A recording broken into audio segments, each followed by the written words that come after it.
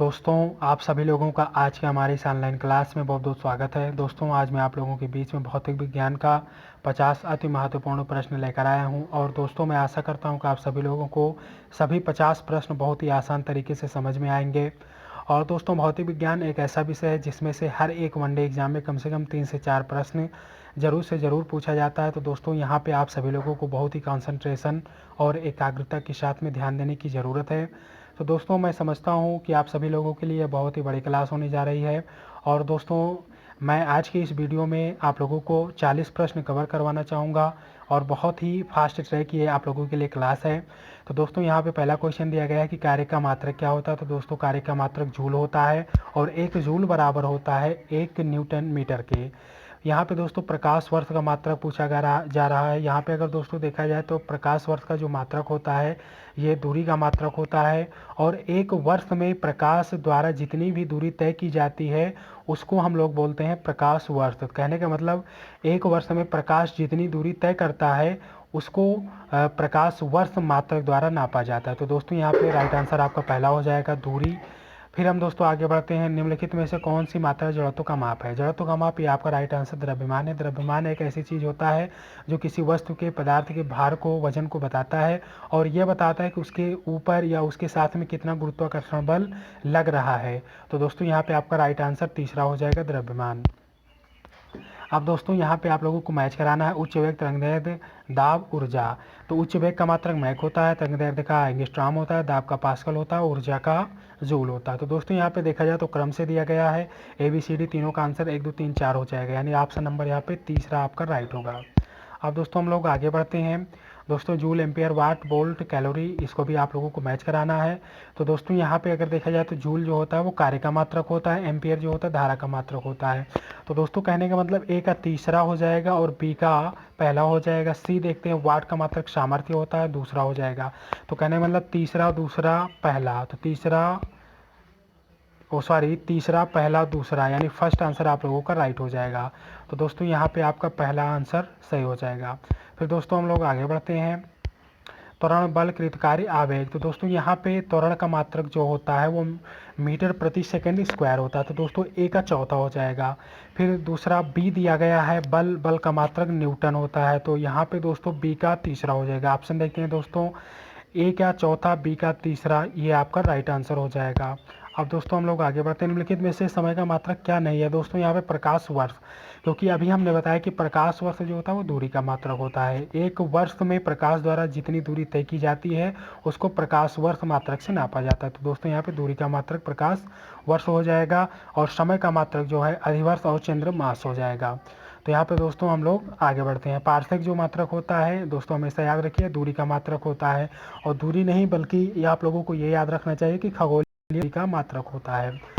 तो दोस्तों, यहाँ पे निम्नलिखित में से कौन सा एक सुमेलित नहीं है। दोस्तों, यहाँ पे अगर देखा जाए सेल्सियस जो आपका चौथा ऑप्शन है ये आपका गलत होगा, क्योंकि ऊष्मा की इकाई सेल्सियस नहीं बल्कि ये आपका तापमान की इकाई होता है। तो दोस्तों, यहाँ पे आपका चौथा ऑप्शन सही हो जाएगा।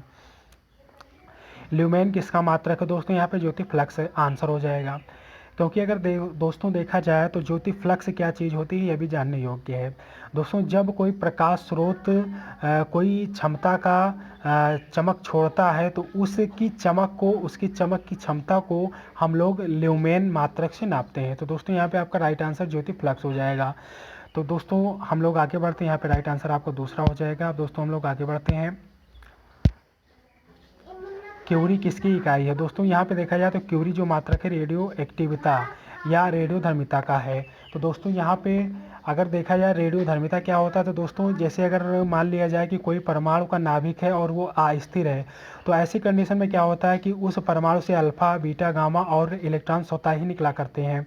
तो ऐसी कंडीशन को हम लोग बोलते हैं रेडियो एक्टिविता या रेडियो धर्मिता। तो दोस्तों, इसका मात्रक जो हो जाएगा वो क्यूरी हो जाएगा। तो दोस्तों, राइट आंसर आपका फर्स्ट हो जाएगा। अब दोस्तों आगे बढ़ते हैं। पास्कल इकाई है। पास्कल जो मात्रक होता है वो दाब का होता है। अब दोस्तों अगला क्वेश्चन देखते हैं, कैंडिला मात्रक है, ये ज्योति तीव्रता का मात्रक होता है। ऑप्शन आपका डी सही हो जाएगा। जूल निम्नलिखित में से किसकी इकाई है? जूल जो होता है वो ऊर्जा का मात्रक होता है। फर्स्ट आंसर आपका सही हो जाएगा। मात्रकों की अंतर्राष्ट्रीय पद्धति को कब अपनाया गया या लागू किया गया? तो दोस्तों 1971 में। आपका दूसरा आंसर सही हो जाएगा। हर्ट क्या मापने की यूनिट है? दोस्तों यहाँ पे हमेशा याद रखिए तरंगों की आवृत्ति, डी आंसर आपका सही हो जाएगा। विद्युत मात्रा की इकाई क्या होता है? विद्युत मात्रा, ये दोस्तों आपका पहला आंसर सही है, यहाँ पे एम्पियर हो जाएगा। फिर दोस्तों एसआई पद्धति में लेंस की शक्ति की इकाई क्या होती है? तो दोस्तों लेंस की जो शक्ति होती है उसको हम लोग नापते हैं डायोप्टर से, और इसका जो चिन्ह होता है वो डी होता है। फिर दोस्तों डेसिबल किसे नापने के लिए प्रयोग में लाया जाता है? दोस्तों हमेशा याद रखिए ध्वनि को नापने के लिए डेसिबल का प्रयोग किया जाता है। तो दोस्तों यहाँ पे वातावरण में ध्वनि, ये ऑप्शन आपका तीसरा सही हो जाएगा। एम्पियर नापने की इकाई है, एम्पियर के द्वारा हमेशा दोस्तों याद रखिए करंट को नापा जाता है। ये आपका दूसरा ऑप्शन सही हो जाएगा। अब दोस्तों हम लोग आगे बढ़ते हैं। यंग प्रत्यास्थता गुणांक का एसआई मात्रक क्या होता है? यंग प्रत्यास्थता गुणांक बराबर होता है प्रतिबल अपान विकृति। प्रतिबल का मात्रक होता है न्यूटन, विकृति का मात्रक होता है मीटर स्क्वायर। तो दोस्तों यहाँ पे न्यूटन प्रति मीटर स्क्वायर आपका राइट आंसर हो जाएगा। आंसर आपका तीसरा सही है। फिर दोस्तों निम्नलिखित युग्मों में से किन भौतिक राशियों के समान विमीय सूत्र नहीं है? दोस्तों हमेशा याद रखिए कार्य एवं ऊर्जा का विमीय सूत्र समान होता है, आवेग एवं संवेग का भी होता है, और भार एवं बल का विमीय सूत्र भी समान होता है, लेकिन बल एवं दाब का विमीय सूत्र समान नहीं होता है। बल का जो विमीय सूत्र होता है ml टी की पावर 2 होता है, दाब का जो होता है ml की पावर -1 टी की पावर -2 होता है। दोस्तों यहाँ पे आपका पहला राइट आंसर हो जाएगा।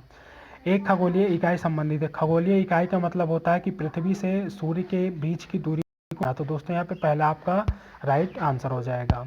फिर दोस्तों निम्नलिखित में से कौन सी अविमीय राशि है? दोस्तों अगर देखा जाए तो विकृति का कोई भी बीमार नहीं होती है, तो दोस्तों आपका ऑप्शन नंबर फर्स्ट राइट हो जाएगा।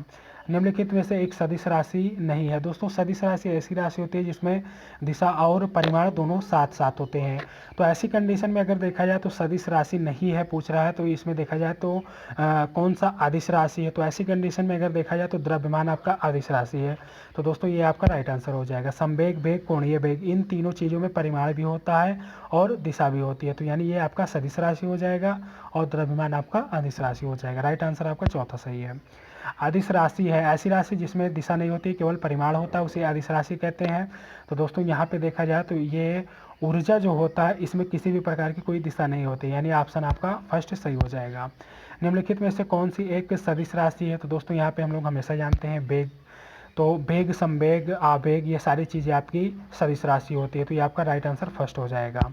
फिर दोस्तों निम्नलिखित में से कौन सी राशि सदिश नहीं है? तो इसमें से हमें देखना है कि कौन सी राशि अदिश है। तो दोस्तों अगर देखा जाए तो यहाँ पे आयतन जो होता है इसमें कोई दिशा नहीं होती, यानी अदिश राशि आयतन हो जाएगा। तो दोस्तों आपका चौथा राइट आंसर है। निम्नलिखित में से सदिश राशि कौन सी है? तो दोस्तों यहाँ पे वेग, संवेग, आवेग, कोणीय वेग, ये जितना भी वेग होता है इन सभी चीज़ों में सदिश राशि होता है। राइट आंसर आपका फर्स्ट हो जाएगा। फिर दोस्तों निम्नलिखित में से कौन सा एक व्युत्पन्न परिभाषा नहीं है?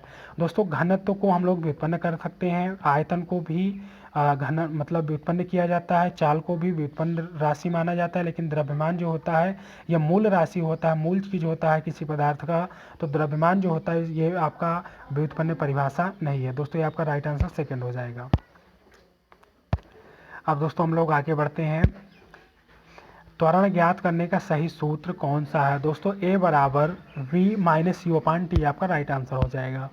पदार्थ के संवेग और वेग के अनुपात में कौन सी भौतिक राशि प्राप्त की जा सकती है? दोस्तों हमेशा याद रखिए संवेग बराबर होता है mv और वेग बराबर होता है v। mv/v करेंगे, v से v कैंसिल हो जाएगा, बचेगा m होता है आपका द्रव्यमान। ये आपका राइट आंसर हो जाएगा।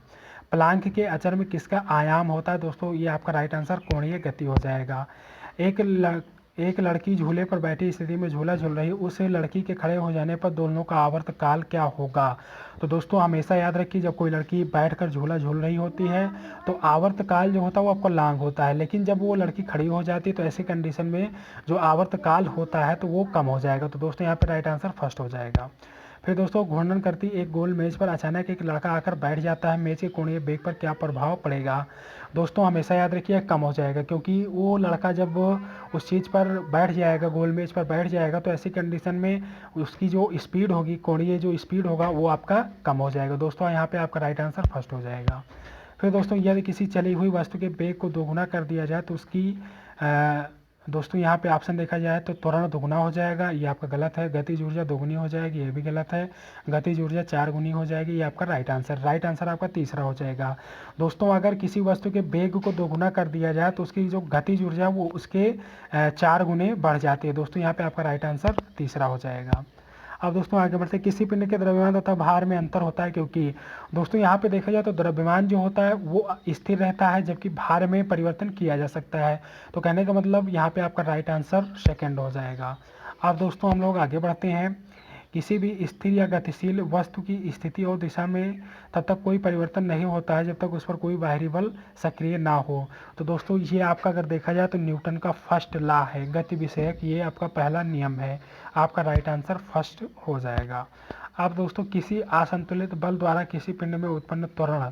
तो दोस्तों असंतुलित बल के द्वारा जब भी त्वरण उत्पन्न होता है तो वो बल के अनुक्रमानुपाती होता है। ऑप्शन सेकंड आपका सही हो जाएगा। न्यूटन के गति के तीसरे नियम के अनुसार क्रिया तथा प्रतिक्रिया से संबंध बल। तो दोस्तों यहाँ पे तीसरा नियम ये कहता है कि दो वस्तुएं भिन्न भिन्न होनी चाहिए, अर्थात ऑप्शन अगर देखा जाए यहाँ पे तीसरा तो आपका तीसरा ऑप्शन राइट हो जाएगा। तो दोस्तों मैं आशा करता हूँ कि आप सभी लोगों को बहुत ही आसान तरीके से ये वीडियो समझ में आया होगा, सभी 40 प्रश्न आसान तरीके से समझ में आए होंगे।